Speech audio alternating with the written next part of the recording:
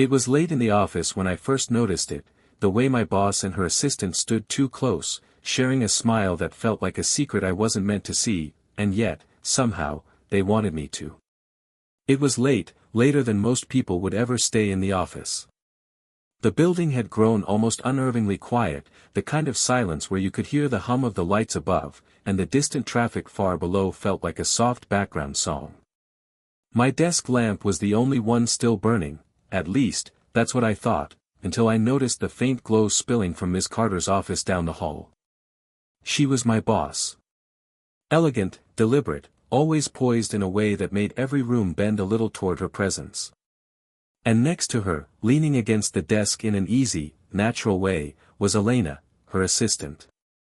Where Miss Carter carried a sharp kind of grace, Elena softened the edges, warm, approachable, with a voice that always felt like an invitation to stay a little longer. I should have kept walking, maybe knocked on the door, announced myself, but I didn't. Instead, I froze for just a moment, caught by the scene in front of me. They were standing close. Too close for it to be just business. Their bodies leaned slightly inward, the space between them charged with something I couldn't quite name. Ms. Carter had a file open in her hands, but she wasn't reading it, her eyes were fixed on Elena, lips curved in a smile so subtle it looked almost private. And Elena, she wasn't just smiling back. She was mirroring it, holding the look with a softness that made my chest tighten, as though I'd stumbled into a secret that wasn't meant to be spoken out loud. For a moment, I wasn't in the office anymore. I was somewhere quieter, more intimate, where people didn't need words to understand each other. The air seemed heavier, warmer. I could almost feel the energy passing between them, invisible but undeniable. I shifted slightly in the hallway, and the floor creaked under my weight. The sound was small, but it was enough. Ms. Carter looked up, catching my gaze through the sliver of glass in the door. She didn't startle, didn't move back or break away. Instead, she simply straightened, as though acknowledging my presence without apology. Elena turned too, her smile lingering even as her eyes met mine. For a second, I felt like an intruder. Like I'd walked into something personal, something fragile. But what surprised me most wasn't that they noticed me, it was that neither of them pulled away. Ms. Carter nodded, a small gesture, professional enough on the surface. Elena tilted her head in that gentle way she had, as if to say, "It's all right, you can stay." And in that instant, I realized I wasn't being pushed out of their quiet world. I was being invited in. The air in the hallway felt different when I finally exhaled. I knew it was only a smile, only the distance of a few inches between two women. But in that still moment, it felt like the start of something I couldn't ignore, a shift, a gravity pulling me closer, whether I was ready or not. After that night, it became impossible not to notice them. Before, I might have written off little details as coincidence, the way Miss Carter leaned closer when she spoke to Elena, the way Elena's hand sometimes brushed her arm in passing. But now, those details carried weight. They weren't random gestures. They were threads in a pattern I hadn't seen until I was already tangled in it. I started catching it in moments no one else seemed to look at closely. The two of them reviewing notes in the conference room, their chairs angled slightly toward each other. Ms. Carter's laugh, rare, usually guarded, surfacing only when Elena said something, even when it wasn't really a joke. And then the simplest thing, how they smiled at each other. Not polite, not routine. A smile that held just long enough to feel like it belonged to no one else in the room. And here's the part one couldn't quite explain to myself, I didn't feel left out. If anything, I felt pulled in, as if their closeness created a space that I wasn't excluded from, but quietly invited into. That thought unsettled me. After all, Miss Carter was my boss. Elena was her assistant.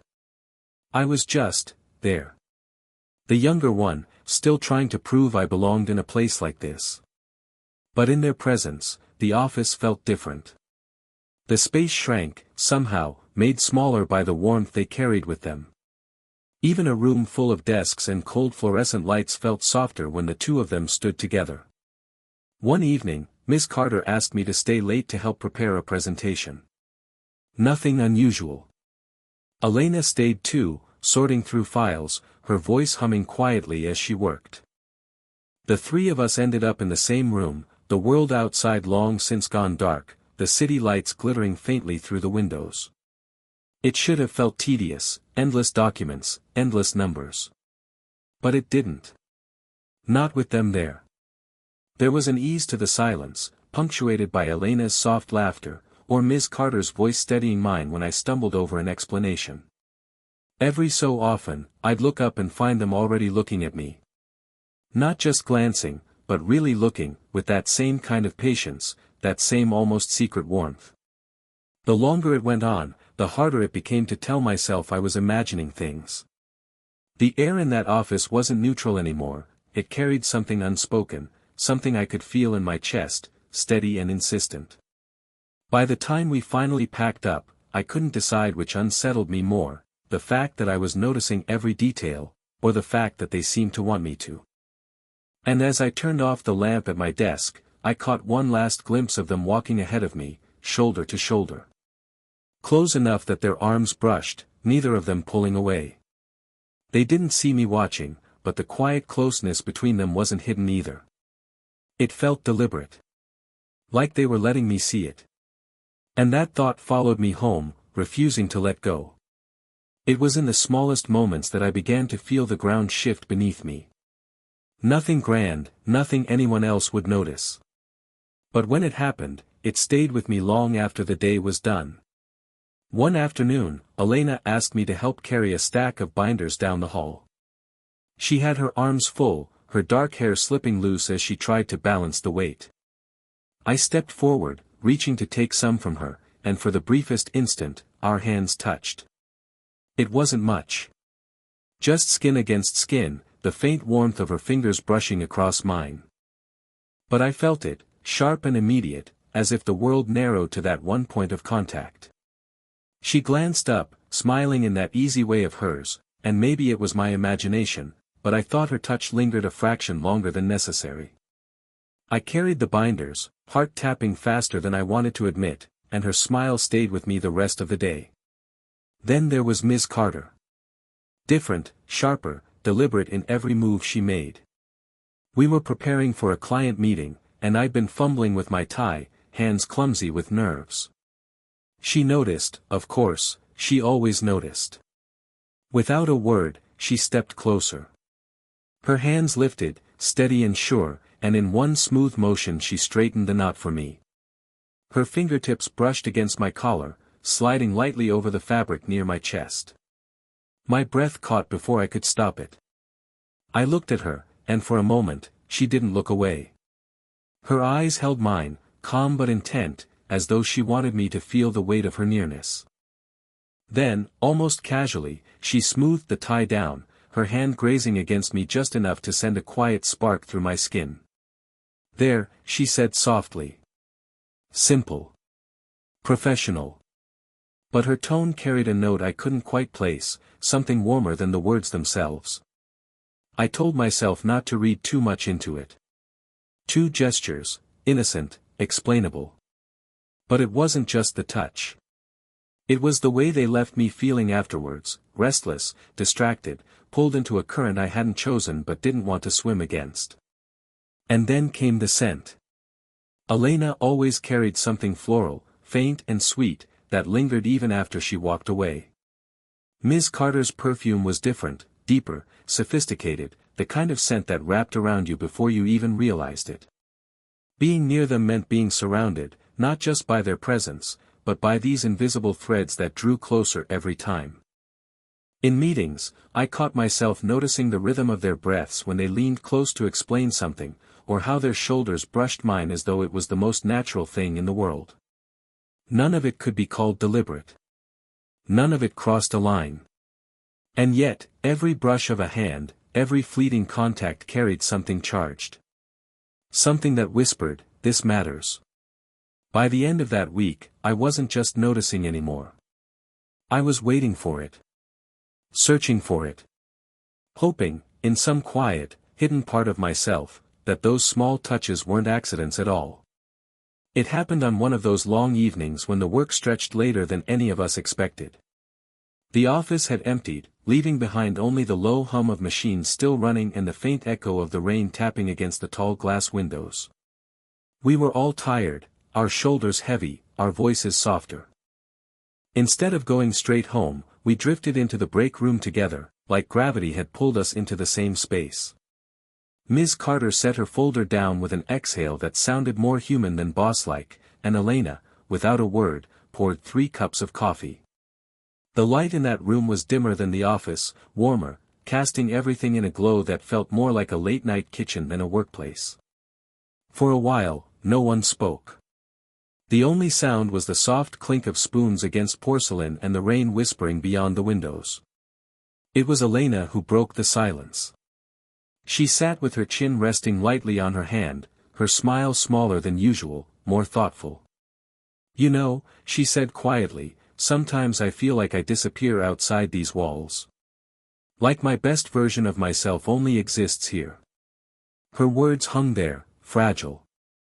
I looked at her, caught off guard by the vulnerability in her voice. Elena was usually the warmest person in the room, the one who made everyone feel at ease. But now, I saw something underneath, loneliness, maybe, or the ache of being overlooked. Ms. Carter turned her gaze toward her. The look in her eyes softened, a tenderness I'd never seen in her before. "You don't disappear," she said. "Not here. Not ever. You're the reason half of us manage to keep going." Elena's lips curved into a faint smile, but her eyes still shimmered, unshed tears hiding behind them. She looked down into her coffee, tracing the rim of the cup with her finger. Then, to my surprise, Ms. Carter shifted slightly, as though she too had something to let slip through the cracks. "Strength becomes a mask after a while," she admitted, her voice lower than usual. "People expect you to carry everything, so you do. But when the day ends," she hesitated, searching for the words. "It's quieter than it should be." Her confession struck me in a way I didn't expect. I'd always seen her as untouchable, sharp, composed, unshakable. Hearing her say that, it made her human in a way that pulled at me. Before I realized it, I spoke too. "I think that's why I like being here late. It feels less like work, more like," I trailed off, unsure if I should finish. But their eyes were on me, patient, waiting. "More like we're just people. Not roles. Not titles. Just, us." No one said anything right away, but the silence wasn't empty. It was full, of understanding, of unspoken acknowledgement. When our eyes met again, Elena's, warm and searching, Ms. Carter's, steady but softer than ever, I felt something shift. It wasn't about work anymore. It wasn't about late nights or coffee or rain. It was about the quiet honesty we just shared, and how it had drawn us closer than we'd ever been before. For the first time, it felt like all 3 of us belonged in that moment together. By the time we finally left that night, the rain hadn't stopped. If anything, it had grown heavier, drumming steadily against the glass doors of the lobby as though it had been waiting for us. I had my umbrella with me, a small, black one I always kept tucked in my bag. Without thinking, I opened it and turned to offer it to them. "I'll walk you both out," I said, trying to sound casual, though my voice carried a hesitation I couldn't hide. Elena smiled first, that soft curve of her lips that always seemed to reach her eyes. "You're a lifesaver," she said, stepping closer beneath the arc of the umbrella. A moment later, Ms. Carter joined too, her movements calm, deliberate, her presence filling the small space as if it were natural for her to stand that close. And just like that, I found myself in the middle. The umbrella wasn't large enough for comfort, it forced us shoulder to shoulder, pressed close by necessity. Elena's arm brushed mine with each step, her warmth bleeding through the damp chill of the night. On my other side, Ms. Carter moved with a steadiness that carried straight into me, her sleeve occasionally grazing against mine, the faint trace of her perfume threading through the rain-soaked air. I tried to focus on the rhythm of the rain, on the sound of water rushing through the gutters, on anything but the fact that both of them were right there. But it was impossible to ignore the closeness, the laughter that bubbled up when a passing car splashed near us and Elena gripped my arm instinctively, or the way Miss Carter's hand briefly steadied my shoulder when I tilted the umbrella too far. It should have been simple, 3 people sharing cover from the rain. But there was nothing simple about the way my pulse raced, or the way my awareness sharpened with every small touch. For a while, we walked in silence. Not uncomfortable, but heavy. Weighted by something unspoken, something we all seemed to feel but none of us dared to name. I could sense it in the way Elena's laughter faded more quickly than usual, in the way Miss Carter's glances lingered just a moment too long.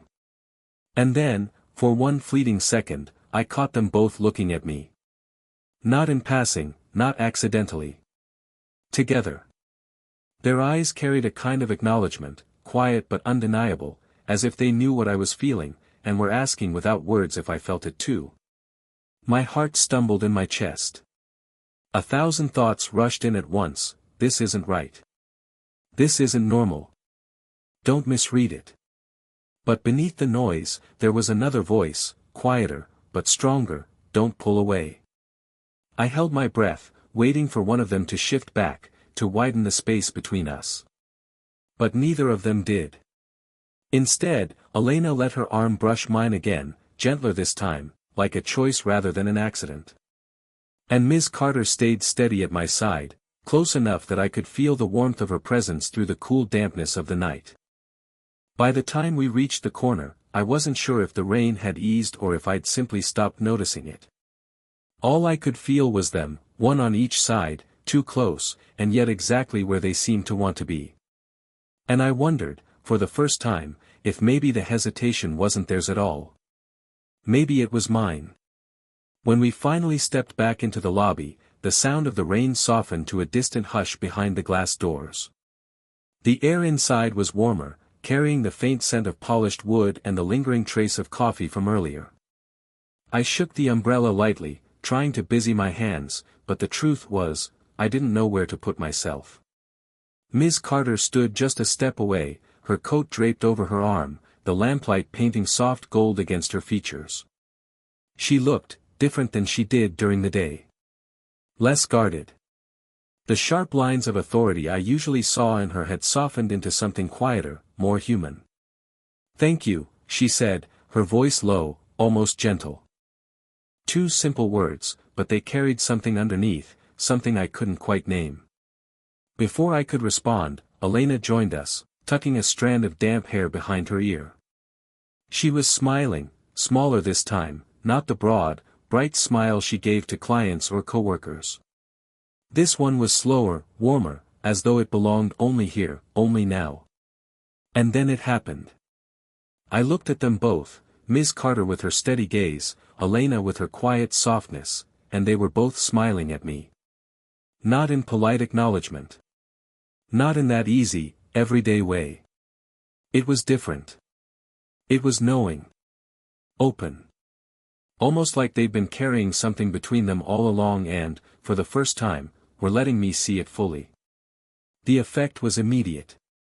My chest tightened, my breath caught, and for a heartbeat, it felt like the ground had shifted beneath me. That smile, their smile, wasn't accidental. It wasn't professional. It wasn't something I could brush off as nothing. It was deliberate, shared, and directed at me. I felt exposed under it, as though they could see straight through the careful mask I wore, straight into the restless current I'd been trying to ignore. And yet, there was no judgment in their eyes. No hesitation. Only, welcome. My mind scrambled for an explanation, a way to make sense of it. Maybe I'm imagining this. Maybe it's the lateness, the rain, the quiet. But the longer they held my gaze, the less room there was for doubt. It wasn't my imagination. It was real. And it left me shaken in the gentlest way. Because that smile didn't just catch me off guard, it invited me in. It told me that what I'd been sensing all along wasn't one-sided. The subtle touches, the lingering glances, the way their presence had wrapped itself around me, they had felt it too. The moment stretched, suspended in the warm light of the lobby. My pulse thrummed in my ears, my thoughts a blur, but my body rooted in place, unwilling to move, afraid that if I did, the moment would break. Finally, I exhaled, a slow release of the breath I hadn't realized I'd been holding. And as I did, the weight of that smile settled into me, not heavy, not overwhelming, but steady. A quiet promise of something more. That was when I knew. Whatever this was, whatever it might become, I wasn't just standing at the edge of it anymore. I was already inside it. For a while, none of us moved. The three of us stood in the quiet lobby, wrapped in the golden glow of the lamps, the rain still whispering softly against the glass outside. It felt as though the world had slowed to a halt, leaving only us and the silence we carried between us. Ms. Carter was the first to bridge it. She stepped a little closer, her movements measured but certain. Her hand lifted, light and steady, and came to rest on my arm. Not a firm grip, not a command, just a touch. The kind of touch that says, "I'm here. I see you. Stay." I felt the warmth of her fingers through the fabric of my sleeve, grounding and unshakably real. My pulse slowed, my chest loosened, as though she'd given me permission to stop holding so much inside. Elena shifted too, her step softer, more hesitant, but her presence no less certain. She moved to my other side, leaning ever so slightly against me, her shoulder brushing mine before settling there. Her warmth radiated through me, gentle but insistent, and without thinking, I angled myself so she fit more easily against my side. And just like that, we were together. Not by accident, not by circumstance, but by choice. No one said anything at first. There was no need. The closeness spoke louder than words could. Ms. Carter's hand remained on my arm, her thumb tracing the faintest, absent-minded circle as though she wanted me to feel her steadiness. Elena let out a soft laugh, almost to herself, the kind of laugh that comes when a weight finally lifts from your shoulders. The sound eased the tension, and I found myself smiling too. Not the nervous smile I usually wore around them, but something real, something unguarded. For the first time, I didn't feel like the youngest in the room, or the outsider, or the one who had to prove his place. I simply felt, part of something. "I guess," Elena murmured, tilting her head slightly toward me, "we've all been waiting for this without realizing it." Her words settled over us, simple yet true. Ms. Carter gave the faintest nod, her gaze steady, her hand still resting on me like an anchor. "Maybe so," she said quietly. I didn't trust myself to speak, not yet. I was too afraid the moment would dissolve if I tried to define it. So instead, I let myself feel it, the warmth of Elena's shoulder against mine, the reassuring weight of Ms. Carter's hand, the three of us standing close in a space that suddenly felt more like home than any office ever could. We stayed like that for a while, not rushing, not needing to move. Just standing in that quiet lobby, smiling at one another, letting the unspoken truth sink in. When we finally stepped apart, it wasn't with distance. It was with a kind of ease, an unspoken understanding that this was only the beginning. And as we walked out into the night together, three silhouettes beneath one umbrella, the world didn't feel quite so heavy, or so lonely, anymore. Because closeness, once chosen, has a way of changing everything. If this story stayed with you, make sure to like the video and subscribe for more slow burn romances. And if you've ever felt that quiet spark of unexpected closeness, share your thoughts in the comments. I'd love to hear your story too.